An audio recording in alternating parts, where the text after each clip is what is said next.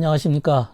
김군의 마음TV 김원장입니다. 이번 시간에는 말씀이 육신이 되었다, 이 구절을 한번 생각해 보겠습니다. 성경 말씀은 요한복음 1장입니다.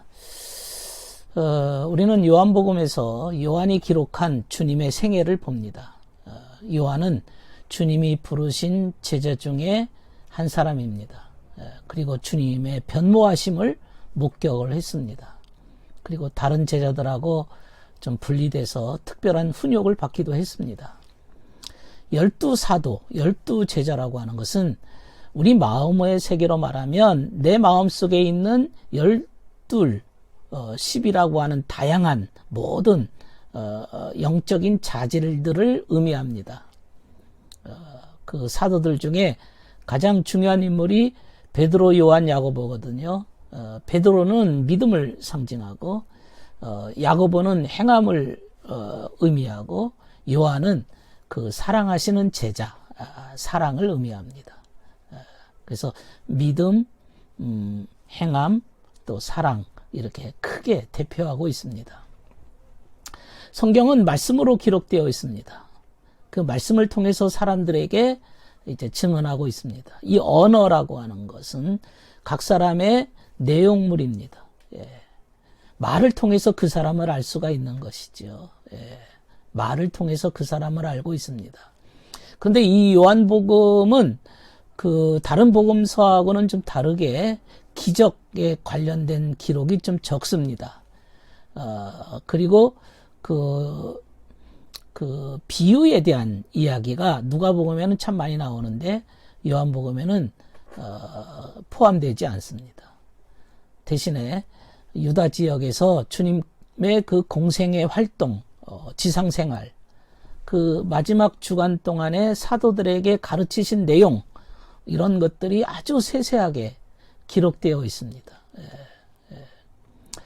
그리고 오늘 말씀에 요한복음 1장 14절에 말씀이 육신이 되어 우리 가운데 거하심에 우리가 그 영광을 보니 아버지의 독생자의 영광이요 은혜와 진리가 충만하더라 그랬습니다. 그러니까 주님이 이 땅에 오신 목적입니다. 이유, 육신을 입고 이 땅에 오신 이유에 대한 가르침을 지금 이 구절에서 이야기를 하고 있습니다. 말씀이 육신이 되었다. 그러니까 뭐 베들레헴이나 요셉, 마리아, 목자, 동방박사 이런 이야기가 아니고 말씀이 육신이 되었다. 이런 얘기로 우리에게 전해주고 있습니다. 그러니까 말씀이 육신이 되어서 세상에 빛이 되기 위해서 오셨다. 이런 말씀입니다. 말씀, 하나님이 주신 말씀입니다. 이 말이라고 하는 것은 그 근본적인 의미가 들어 있습니다. 사람은 말로서 자기를 드러냅니다. 그 사람이 어떤 말을 하느냐는 그 사람의 그 성품이나 그 사람의 인격을 이야기하고 있습니다. 그 사람이 무슨 말을 하는지, 정말로 거짓말을 하면 그 사람은 사기꾼인 거예요. 그 사람의 진리를 말하면 그 사람은 온전한 사람이라고 말할 수 있죠. 이 말이라는 걸 통해서 소통을 하고, 말은 그 사람의 사상과 생각과 그 사람의 내용물이 들어있는 거지요. 우리는 우리 하는 말 속에 존재하는 겁니다. 그 사람의 생각이 말로 드러나는 것입니다. 이 언어로 써진 이 말씀, 그것은 진리의 하나의 형상이라고 말할 수 있습니다. 이 형상화된 말씀, 하나님의 진리가 말씀이라고 하는 것으로 나타나 있는 거죠. 고대 히브리인들은요, 이 구약 성경을 이방인들에게 말씀을 주님께서 가르치라고 말씀을 하셨습니다. 그런데 우리가 요나서를 보면 알듯이 이제 니느웨에 가서 이제 말씀을 전하라고 해도 다시스로 가지 않습니까? 피해고 딴 길로 갑니다. 이방인들에 대해서는 경멸을 합니다. 이 성경을 주기를 원치를 않는 것이죠. 그리고 유대가 멸망하고 바벨론에서 포로 생활을 하다가 다시 이제 유다로 그 백성들이 귀환한 후에도 정말 자신들은 아직도 선민, 그래서 이방인들에게 이 진리를 주기가 싫은 겁니다. 예. 그럼에도 불구하고 어쨌든 선한 자들이 있습니다. 진리에 대해서 배우고 갈망하며 진리에 순종하려고 하는 겸손한 자들이 있습니다. 이러한 사람들의 대부분은 성경을 읽을 수 없었을 뿐 아니라 그들의 선생격인 이 바리새파 사람들, 서기관들, 이런 사람들은 자기 이익을 위해서 성경을 왜곡시켜가지고 오히려 거기다가 덧붙여가지고 진리를 제대로 전하지 않는 겁니다. 말씀의 의미를 자꾸 훼손시킵니다. 그래서 마태복음 15장 6절에 보면 너희는 너희 전통을 핑계 삼아서 하나님의 말씀을 무시하고 있다. 이 위선자들아, 이렇게 주님께서 책망하십니다. 전통을 핑계 삼아서 하나님의 진리를 제대로 연구하지도 않고 전하지도 않는다는 이런 말씀입니다.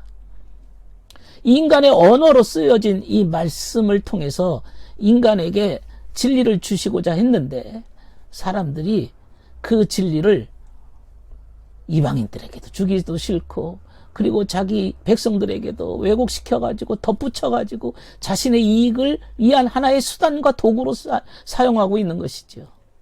안 되겠다. 안 되겠다. 도저히 이 말씀을 이 백성들에게 전해야 되는데 이 말로는 안 된다. 언어 가지고는 안 되는구나. 그래서 주님께서 친히 인간의 육신을 입으시고 인간들 사이에 살면서 그들에게 진정한 구원의 길, 진리를 보여주시고자 하시는 겁니다. 그러니까 진리의 본질 되시는 진리 자체가 되신 분이 직접 오신 겁니다. 그래서 오늘 1장 14절의 말씀대로 말씀이 육신이 되었다. 사람이 되어서 우리와 함께 계셨다. 이런 얘기입니다. 예. 이 말씀이 곧 하나님이라. 예수님이 하나님이라는 것이죠. 주님이 원래 하나님입니다. 그분이 자기 나라에 오셨지만 백성들은 그들을 맞아주지 않았다 그랬습니다. 주님이 본질 자체, 진리 자체가 되신 분이 오셔서 진리를 주었지만은 거절합니다. 영접하지 않습니다. 거절한 까닭은 딱 한 가지지요. 진리를 제대로 알기를 원치 않는 겁니다. 자신의 입맛대로, 감각적인 정욕대로, 욕심대로 자신들에게 듣기 좋은 얘기만 듣기를 원하는 거지요. 말씀이 가르치는 바를 오히려 거절합니다. 예. 그러나 그 중에서도 소수가 있습니다. 세례 요한과 같은 사람이 있죠. 예.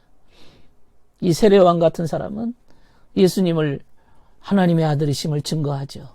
약속된 메시아다. 예. 증거합니다. 예.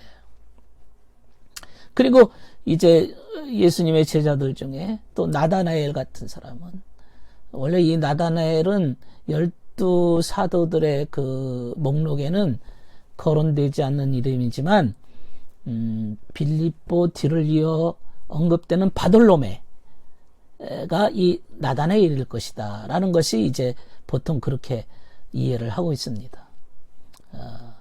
또 베드로가 시몬 시모나 요한의 아들 시몬 이렇게 얘기했듯이 나다나엘은 이제 바돌로메라고 추측을 하고 있습니다.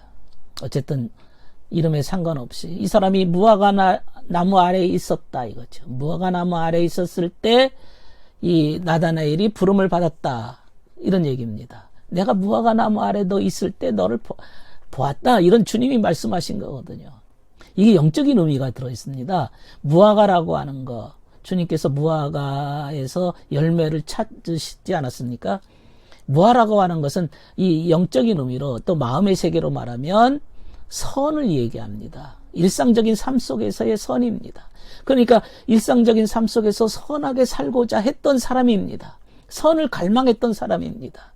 그게 나다나엘의 품성입니다. 우리는 이렇게 선한 마음을 가지고 선을 추구하고 선을 사모하고 갈망하는 마음이 있을 때 주님이 그를 기억하시고 보셨다. 그리고 와보라, 따르라 했을 때 즉각적으로 그런 사람들은 진리가 있는 그곳에 부름을 받고 달려가게 되는 것이지요. 이것은 오늘 그 나다나엘에게만 하는 말씀이 아니라 우리들에게도 역시 동일하게 와보라, 따라와라, 내가 너를 무화과 나무 아래 있는 것을 보았다. 이것은 우리에게도 동일하게 하시는 말씀입니다. 우리가 선한 일상적인 삶 속에서의 삶을 주님이 다 보고 계신다. 이런 의미입니다. 들어주셔서 감사합니다.